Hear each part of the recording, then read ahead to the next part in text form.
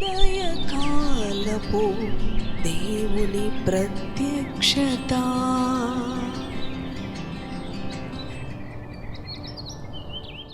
Praise the lord, హల్లెలూయా.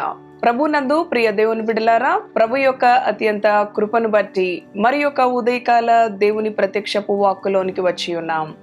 అనుదినము ఆయన ప్రత్యక్షపు వాక్కు ద్వారా ప్రభు మనతో మాట్లాడుతూ ఉన్నాడు, మనలను దర్శిస్తూ ఉన్నాడు, మనలను ధైర్యపరుస్తూ ఉన్నాడు. అవును, యేసయ్య మాటలో జీవమున్నది, యేసయ్య మాటలో బలము ఉన్నది. ఆయన మాటలు మనము ధ్యానించిన ఎడల అవును మనకి ధైర్యం కలుగుతుంది, మనకి నెమ్మది కలుగుతుంది. ఈ దినము పరిశుద్ధ దినము, మరి విశేషముగా మనమందరము కూడా దేవుని సన్నిధికి వెళ్ళి మన ప్రభువుని ఆరాధించే దినము. గడిచిన 6 దినాలు మన సొంత పనుల కొరకు ప్రభు మనకు అనుగ్రహించాడు. కానీ 7వ దినం ఆయన సన్నిధిలో మనము గడపవలసి ఉన్నది. మనకిష్టమైన పనులను, మనకు ఎంతో ప్రాముఖ్యముగా ఉన్న పనులను ప్రక్కన పెట్టి మన ప్రభు అయిన యేసుక్రీస్తును హృదయపూర్వకంగా ఆరాధించడానికి ఆయన సన్నిధికి వేగిరపడి వెళ్ళాలి. తద్వారా గొప్ప ఆశీర్వాదం, గొప్ప క్షేమం, గొప్ప విజయం మన జీవితాలకు లభిస్తూ ఉన్నది. ఇంకెందుకు ఆలస్యం? పరిశుద్ధ గ్రంథంలో నుంచి కీర్తనలు 16వ అధ్యాయము 2వ వచనమును చదువుకుందాం. నీవే ప్రభుడవు, నీకంటే నాకు క్షేమాధారమేదియూ లేదని యెహోవాతో నేను మనవి చేయుదును. ఇదే అధ్యాయంలో మరి ఒక 2 వచనములను చదువుకుందాం. 8, 9 వచనాలు. సదాకాలము యెహోవాయందు నా గురి నిలుపుచున్నాను, ఆయన నా కుడిపార్శ్వమందు ఉన్నాడు కనుక నేను కదల్చబడను. అందువలన నా హృదయము సంతోషించుచున్నది, నా ఆత్మ హర్షించుచున్నది, నా శరీరము కూడా సురక్షితముగా నివసించుచున్నది. హల్లెలూయా, దేవునికి స్తోత్రం.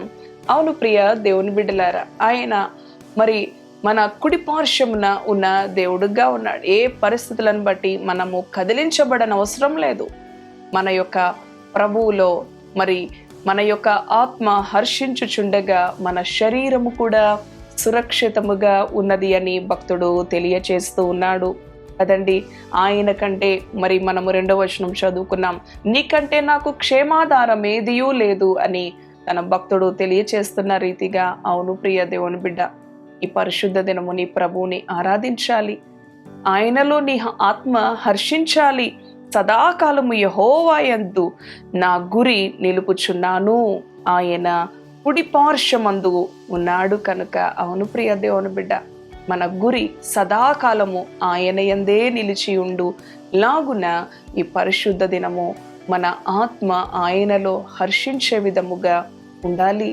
మన హృదయ అంతరంగాలను దేవుని ఎదుట అంగీకార యోగ్యముగా, ఆయన మనలను అంగీకరించే విధముగా గడిచిన 6 దినాలు ఏదైనా అపవిత్రత మనకు అంటినదా, అపవిత్రకరమైన మాటల చేత మరి మలినపడ్డామా, దేవుని యొక్క రక్తములో మనలను మనము పరిశుద్ధపరచుకునవలసిన దినము ఇది. లోకము దుష్టుని యందు ఉండగా ఈ యొక్క లోకములో నుంచి ఆయన మనలను వేరుపరిచాడు, ప్రత్యేకించాడు. ఏ పాపము మలినము అంటినా మరి ఈ పరిశుద్ధ దినం ప్రభు మనలను పవిత్రపరచడానికి, పరిశుద్ధపరచడానికి, అవును ప్రియ దేవుని బిడ్డలారా, ఆయనను మనము పరిశుద్ధ అలంకారములతో ఎదుర్కోవడానికి సంసిద్ధులముగా ఉండాలి.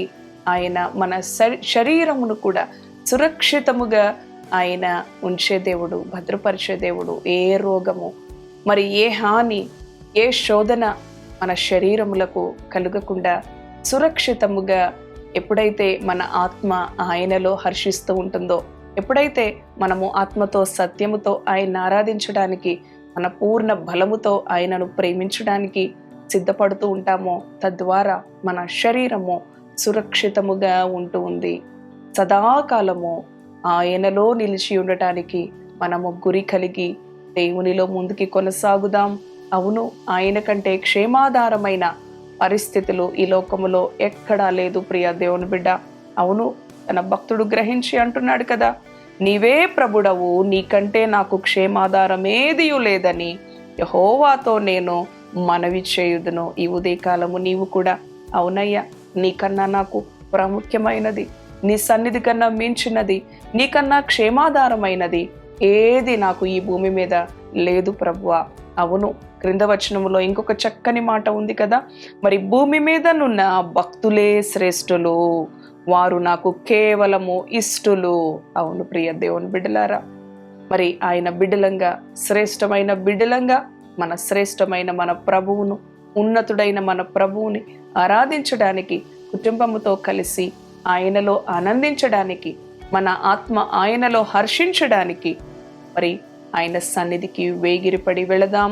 ఈ దినచర్యను ప్రభుతో ప్రారంభిస్తూ, అవును, ప్రభు యొక్క మార్గములో ఆయనలో విధేయత కలిగి జీవించడానికి, మరి తద్వారా గొప్ప ఆశీర్వాదాలను మనము సొంతం చేసుకోవడానికి ప్రభు మనలను ప్రోత్సహిస్తూ ఉన్నాడు. ఆయన మనతో మాట్లాడుతూ ఉన్నాడు, మనల్ని హెచ్చరిస్తూ ఉన్నాడు. తక్షణమే దేవుని మాటకి లోబడదాం. అవును, ఈ మాట ప్రభువు మాట, నా మాట కాదు. ఇది పరిశుద్ధ గ్రంథములో నుంచి ఆయన మనకు అనుగ్రహించిన సత్య వాక్కు కనుక తలలు వంచి ప్రార్థిద్దాం. దేవుని యొక్క మాటకు విధేయత చూపి ఆయన చిత్తమును నెరవేరుద్దాము. దయగలిగిన తండ్రి, పరిశుద్ధుడా, నీ పరిశుద్ధ నామానికి వందనాలు. ఈ పరిశుద్ధ దినము, అవును ప్రభువా, నీకంటే క్షేమాధారము ఏది కూడా మాకు లేదు నాయన. కీర్తనలు 16వ అధ్యాయములో భూమి మీద నున్న భక్తులే శ్రేష్ఠులు, వారు మరి నాకు ఇష్టలు అని నీ వాక్యము తెలియచేస్తూ ఉన్నది. సదాకాలము నీ సన్నిధిలో ఉండటానికే మా గురి నిలిపేవారముగా ఉంచు నాయన. తండ్రి, మా ఆత్మ నీలో తండ్రి హర్షించే విధముగా ఉంచు. తద్వారా మా శరీరము కూడా సురక్షితముగా ఉంటుంది అని మేము చదువుకున్నాం. అవును ప్రభువా, నీ వాక్యము సత్యము కలిగినది, జీవము కలిగినది, శక్తి కలిగినది ప్రభువా. అయ్యా, నీ వాక్యము సెలవిచ్చిన రీతిగా తండ్రి పరిశుద్ధ దినము ప్రతి బిడ్డ కుటుంబ సమేతముగా నీలో తండ్రి చేరి నిన్ను దర్శించుకొని హృదయపూర్వకంగా, ఉల్లాసంగా, సంతోషంగా నిన్ను ఆరాధించి సంతోషముతో, సంతృప్తితో తిరిగి రావాలి. ఈ దినమంతా తండ్రి నాయన వారి హృదయాల్లో నిన్ను స్మరించుకోవాలి.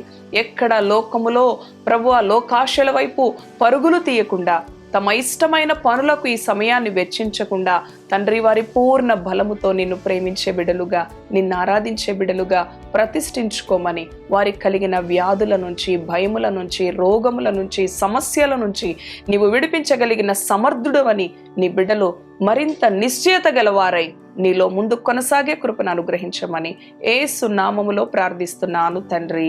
ఆమేన్, ఆమేన్. Praise the lord. God bless you.